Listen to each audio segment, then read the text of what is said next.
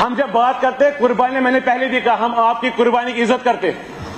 आपके घर से कुर्बानी, मैंने बहुत लोगों का नाम लिया था, दोबारा आज कहूंगा, उनका नाम नहीं लूंगा दोबारा, लेकिन हमने कुर्बानी बहुत दी है। आप जम्मू में लड़के कुर्बानी की बात कर रहे हैं, आप जम्मू में असेंबली में बैठ के कुर्बानी की बात करते हैं। हम पाकिस्तान के खिलाफ लड़के कश्मीर में गोलियां खाते हैं। यहाँ हम तो कब्र में जाते हैं, हमारे वर्कर मारे गए हो कब्रों में आज, चाहे वो मिनिस्टर हो, एमएलए हो, एमएलसी हो, चाहे हमारा। बात क्यों करते हैं, बहुत जरूरी है सर, ये प्रहार जैसा करते हैं, अटैक जैसा करते हैं। अभी मैं एलओपी साहब को बाहर सुन रहा था उस दिन, तो कहते हैं इनके डीएनए में, शायद आपके लिए भी बोल रहे थे सर, सीनियर लीडर्स के बारे में, कहते डीएनए में इनके ये जहर गोल गोल के डीएनए बोल के 32 करोड़ लोगों का डीएनए डाउटफुल बनाया इन लोगों ने। यही इनकी आज खासियत है बीजेपी की, 32 करोड़ लोगों का डीएनए खराब कर रहे हैं। आज तक ये नहीं होता था। और इनको जब बोले, जब डिबेट करेंगे हमें 700 का हिसाब मांगेंगे, इनको बोलिए पिछले 35 साल में जब से तबाही हुई जम्मू कश्मीर में, 17 साल तो बीजेपी का रूल रहा मुल्क में। आगे से जब आप करेंगे तो 17 साल का हिसाब कांग्रेस को इतना आप कांग्रेस को जो आप डिमीन करते हमेशा, वो 15 साल हुकूमत में रहे, वो नेशनल लेवल पे पिछले 35 साल में 15 साल हुकूमत में रहे। आपके 17, मोदी जी के 10 साल और वाजपेयी जी के 5 साल मिला के जो भी टाइम होता है उसका हिसाब दीजिए। 35 साल में किस वजह से कहां बर्बादी हो गई है। नहीं, हमने नहीं टोका आपको, हमने नहीं टोका आपको। सुनिए मेरी बात सुनिए ना, मेरी बात सुनिए ना। कभी डिबेट हाय करिए ना डिबेट।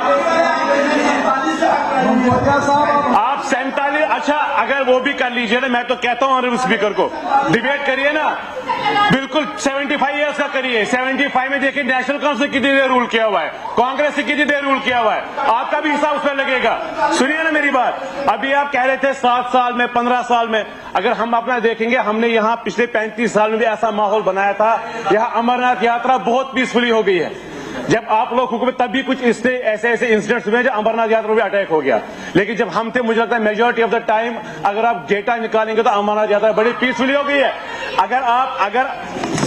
शकुन जी, मैंने आपको डिस्टर्ब नहीं किया जब आप बोल रहे थे। अगर आप देखेंगे यहाँ बड़े बड़े कॉन्सर्ट्स हो गए हैं, चाहे वो दिलेर मेहंदी से लेके या चाहे फिर अदनान सामी से लेके जुबीन मेहता तक हो गया, वो माहौल यहाँ ठीक था। यमन में जाते हैं, हम खीर भवानी जाते हैं, मेरी बात सुनिए, आप पोर्ट्रे करेंगे कि हमने कुछ नहीं किया, जब से मोदी जी आए तब से सब ठीक हो गया है, तो आप डिबेट कर लीजिए जरा। हमारे यहाँ बड़े ज्ञानी लोग बैठे हैं, वहां भी बड़े ज्ञानी लोग बैठे हैं, आपके साइड में और यहाँ भी।